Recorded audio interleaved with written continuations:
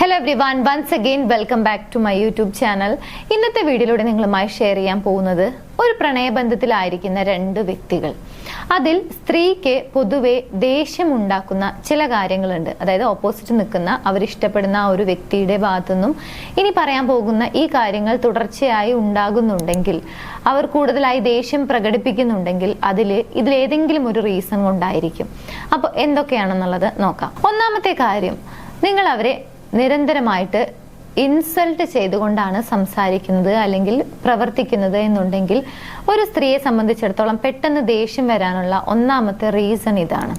Especially മറ്റൊരു വ്യക്തിയുടെ മുമ്പിൽ വെച്ചോ അല്ലെങ്കിൽ ഒരു ഗ്രൂപ്പ് ഓഫ് ആളുകളുടെ മുമ്പിൽ വെച്ചോ ആണ് ഒരു വ്യക്തിയെ നിങ്ങൾ ഇൻസൾട്ട് ചെയ്യുന്നത്. അതായത് നിങ്ങൾ ഇഷ്ടപ്പെടുന്ന ആ ഒരു വ്യക്തിയെ ഇൻസൾട്ട് ചെയ്യുന്ന രീതിയിൽ, അപമാനിക്കുന്ന രീതിയിൽ എന്തെങ്കിലും ചെറിയ വാക്കുകളോ അല്ലെങ്കിൽ എന്തെങ്കിലും ഒരു കാര്യം പറയുന്നുണ്ടെങ്കിൽ ഒരുപക്ഷെ അവർക്ക് പെട്ടെന്ന് ദേഷ്യം വരാനുള്ള ഒന്നാമത്തെ റീസൺ ഇതാണ്.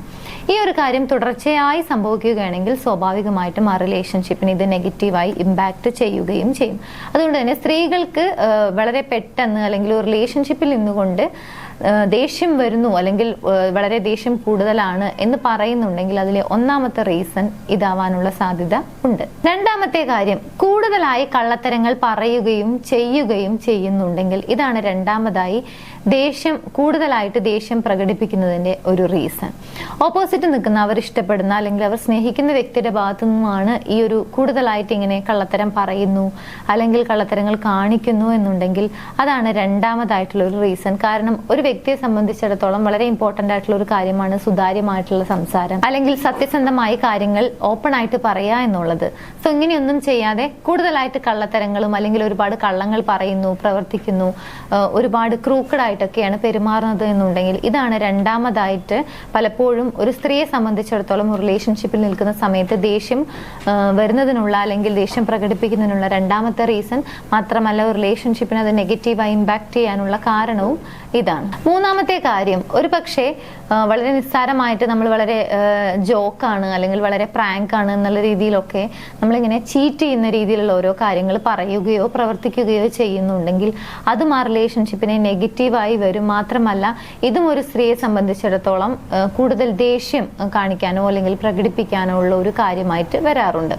ചെറിയ കാര്യങ്ങൾക്കാണെങ്കിൽ പോലും ഇത്തരത്തിൽ പ്രാങ്ക് ആണ് അല്ലെങ്കിൽ വളരെ ജോക്കിന് ചെയ്തതാണ് എന്ന രീതിയിൽ ഇങ്ങനെ ചീറ്റിംഗ് റിലേറ്റഡ് ആയിട്ടുള്ള കാര്യങ്ങൾ ചെയ്യാതിരിക്കുന്നത് എപ്പോഴും ബെറ്റർ ആയിരിക്കും. കാരണം ഏത് രീതിയിലുള്ള ചീറ്റിംഗ് ആണെങ്കിലും ഒരു സ്ത്രീയെ സംബന്ധിച്ചിടത്തോളം അത് നിങ്ങളോടുള്ള ദേഷ്യം കൂട്ടുന്നതിനും മാത്രമല്ല ആ റിലേഷൻഷിപ്പിനെ നെഗറ്റീവായി ഇമ്പാക്ട് ചെയ്യാനുള്ള സാധ്യതയും കൂടുതലാണ്. ഇനി ഇതുപോലെ തന്നെ വളരെ ഇമ്പോർട്ടന്റ് ആയിട്ടുള്ള മറ്റൊരു കാര്യമാണ് വളരെ ക്രൂക്കഡ് ആയിട്ട് വളരെ കൗശലകരമായിട്ട് സംസാരിക്കുക, പ്രവർത്തിക്കുക എന്നുള്ളത്. പലപ്പോഴും ഒരു പെർസെൻറ്റേജ് ഓഫ് ആളുകൾക്ക്, അതായത് എസ്പെഷ്യലി സ്ത്രീകൾക്ക് ഇങ്ങനെയുള്ള കാര്യങ്ങൾ ചെയ്യുന്നത് വളരെ പെട്ടെന്ന് ഐഡന്റിഫൈ ചെയ്യാൻ സാധിക്കും എന്നുള്ളതാണ്. സോ ഇത്തരത്തിൽ ഓപ്പോസിറ്റ് നിൽക്കുന്ന വ്യക്തി അവരുടെ ആവശ്യങ്ങൾ നേടിയെടുക്കുന്നതിന് വേണ്ടി വളരെ കൗശലകരമായിട്ടാണ് പറയുന്നത്, പ്രവർത്തിക്കുന്നത് എന്നുള്ളത് സ്ത്രീകൾക്ക് വളരെ പെട്ടെന്ന് ഐഡന്റിഫൈ ചെയ്യാൻ സാധിക്കും. മാത്രമല്ല നിങ്ങളോടുള്ള ഒരു ദേഷ്യം, ഇങ്ങനെ നിങ്ങൾ ചെയ്യുന്നുണ്ടെങ്കിൽ നിങ്ങളോടുള്ള ആ ഒരു ദേഷ്യം അല്ലെങ്കിൽ നിങ്ങളോട് ദേഷ്യപ്പെടാനുള്ള സാധ്യത കൂടുതലാണ്. മാത്രമല്ല ഈ ഒരു സ്വഭാവമാണ് എല്ലായ്പ്പോഴും നിങ്ങൾ കാണിക്കുന്നത് എന്നുണ്ടെങ്കിൽ നിങ്ങളോടുള്ള വിശ്വാസ്യത കുറയാനും ഇത് കാരണമാകും. ഇതുപോലെ തന്നെ ഒരു റിലേഷൻഷിപ്പിൽ നിൽക്കുന്ന ഒരു സ്ത്രീക്ക് പെട്ടെന്ന് ദേഷ്യം വരാനോ അല്ലെങ്കിൽ നിങ്ങളോടുള്ള ആ ഒരു ഇൻട്രസ്റ്റ് കുറയാനോ കാരണമാകുന്ന മറ്റൊരു കാര്യമാണ് നിങ്ങൾ അവരെ അവോയ്ഡ് ചെയ്യുന്നു എന്നുള്ളത്. അവോയ്ഡ് ചെയ്യുന്നു എന്നുള്ളത് പല രീതിയിലായിരിക്കാം. നിങ്ങൾ അവരെ മൈൻഡ് ചെയ്യുന്നില്ല എന്നല്ല ഇവിടെ ഉദ്ദേശിക്കുന്നത്. അവരുടെ ഒപ്പീനിയൻസിന് ഒരു വാല്യൂ കൊടുക്കാതിരിക്കുക, അവർ പറയുന്ന കാര്യങ്ങൾക്ക് അറ്റൻഷൻ പ്രൊവൈഡ് ചെയ്യാതിരിക്കുക, മറ്റുള്ള ആളുകളുടെ മുമ്പിൽ വെച്ച് അവരെ ഇൻസൾട്ട് ചെയ്യുക, ടീസ് ചെയ്യുക, അവർക്ക് ഹേർട്ടാവുന്ന രീതിയിൽ സംസാരിക്കുക, അവരുടെ വീക്ക് പോയിന്റുകൾ എന്താണെന്നുള്ളത് മറ്റുള്ള ആളുകളുടെ മുമ്പിൽ വെച്ച് അത് എക്സ്പോസ് ചെയ്യുക. ഇതൊക്കെ അവരെ സംബന്ധിച്ചിടത്തോളം ഒരു ഡിസ്റെസ്പെക്റ്റ് ആണ് അല്ലെങ്കിൽ അവർക്ക് ഫീൽ ചെയ്യുന്ന ഒരു അവഗണനയാണ്. ഈ കാര്യങ്ങൾക്കും പലപ്പോഴും സ്ത്രീകൾക്ക് ക്ഷമിക്കാൻ സാധിക്കാറില്ല അല്ലെങ്കിൽ അവരുടെ മൈൻഡിൽ ഇങ്ങനെയുള്ള കാര്യങ്ങൾ നേരിടേണ്ടി വരുന്ന സമയത്ത് വളരെയധികം മുറിവ് ഉണ്ടാകുന്നുണ്ട് എന്നുള്ളതാണ്. മാത്രമല്ല അത് റിലേഷൻഷിപ്പിനെ നെഗറ്റീവായി ഇമ്പാക്ട് ചെയ്യുകയും ചെയ്യും. നെക്സ്റ്റ്, ഇത്തരത്തിൽ ദേഷ്യം കൂടുതലായി പ്രകടിപ്പിക്കാൻ സാധ്യതയുള്ള മറ്റൊരു കാര്യമാണ് നിങ്ങൾ അവരെ കൂടുതലായി നിയന്ത്രിക്കുന്നുണ്ട് എന്നുണ്ടെങ്കിൽ. അതായത് ഒരു കാര്യവും അവരെ സ്വന്തമായി ചെയ്യാൻ അനുവദിക്കാത്ത രീതിയിൽ എല്ലാ കാര്യങ്ങളിലും നിങ്ങളുടെ ഒരു നിയന്ത്രണം, അത് ചെയ്താൽ മതി, ഇങ്ങനെ ചെയ്യണം, അങ്ങനെയാണ് ചെയ്യേണ്ടത്, ഇത്തരത്തിൽ ഒരു കാര്യത്തിലും അവർക്ക് അവരുടേതായിട്ടുള്ള ഒരു സെൽഫായിട്ടുള്ള ഒരു കാര്യവും ചെയ്യാൻ അവരെ സമ്മതിക്കാത്ത രീതിയിലുള്ള നിയന്ത്രണങ്ങൾ ഏർപ്പെടുത്തുന്നുണ്ടെങ്കിൽ അതാണ് നിങ്ങളോടുള്ള ഒരു ദേഷ്യം പ്രകടമാക്കുന്നതിനുള്ള മറ്റൊരു സാധ്യത. മാത്രമല്ല കൂടുതലായിട്ട് നിയന്ത്രിക്കുന്ന സമയത്ത് തീർച്ചയായും നിങ്ങളോടുള്ള ആ ഒരു ഇൻട്രസ്റ്റ് കുറയുകയും ആ റിലേഷൻഷിപ്പിൽ നിന്നും പുറത്തു പോകണം എന്നുള്ളൊരു ചിന്തയിലേക്ക് പോകാനുള്ള സാധ്യതയും കൂടുതലാണ്. സോ കൂടുതലായിട്ടുള്ള നിയന്ത്രണം എപ്പോഴും ഒരു റിലേഷൻഷിപ്പിനെ നെഗറ്റീവായിട്ട് ഇമ്പാക്ട് ചെയ്യും. നെക്സ്റ്റ് വൺ, എന്തെങ്കിലും ഒരു കാര്യം, ഏതെങ്കിലും ഒരു പെർട്ടിക്കുലർ ആയിട്ടുള്ള ഒരു കാര്യത്തെക്കുറിച്ച് നിങ്ങളുമായിട്ട് ഷെയർ ചെയ്യുന്ന സമയത്ത് നിങ്ങൾ അവരെ മാനസികമായി തളർത്തുന്ന രീതിയിലാണ് സംസാരിക്കുന്നത്, യാതൊരുവിധ പിന്തുണയും നൽകാത്ത രീതിയിലാണ് സംസാരിക്കുന്നത് എന്നുണ്ടെങ്കിൽ അതും നിങ്ങളോട് ദേഷ്യം പ്രകടിപ്പിക്കുന്നതിനുള്ള ഒരു റീസൺ ആയിട്ട് വരാറുണ്ട്. മാത്രമല്ല മറ്റൊരാൾ, ഒരു തേർഡ് പേഴ്സൺ എന്ന രീതിയിൽ അവരുടെ ലൈഫിലേക്ക് മറ്റൊരാൾ കടന്നു വരുന്നുണ്ടെങ്കിൽ അതിന് വളരെ പ്രധാനപ്പെട്ട ഒരു റീസൺ കൂടി ഇതാണ്.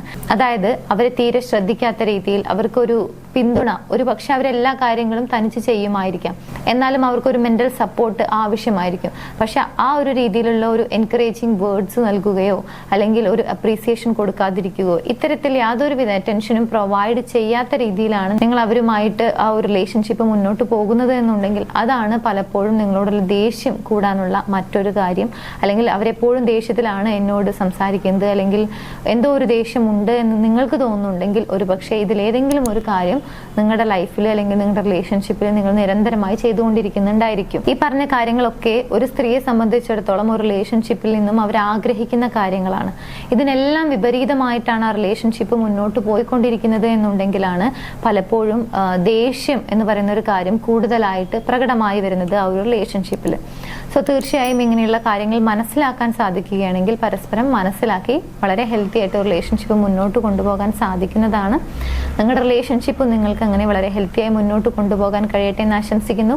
നിങ്ങളുടെ റിലേഷൻഷിപ്പിൽ നിങ്ങൾ എന്തെങ്കിലും പ്രശ്നങ്ങൾ നേരിടുന്നുണ്ടെങ്കിൽ, അതിനൊരു സൊല്യൂഷൻ വേണമെന്ന് നിങ്ങൾ ആഗ്രഹിക്കുന്നുണ്ടെങ്കിൽ തീർച്ചയായും നിങ്ങൾക്ക് മുകളിൽ കാണുന്ന നമ്പറിലേക്ക് വാട്സപ്പ് ചെയ്യുകയോ കോൾ ചെയ്തുകൊണ്ട് നിങ്ങളുടെ കേസ് എന്താണെന്നുള്ളത് പറഞ്ഞ് അതിനുള്ള സൊല്യൂഷൻ നേടാവുന്നതാണ്.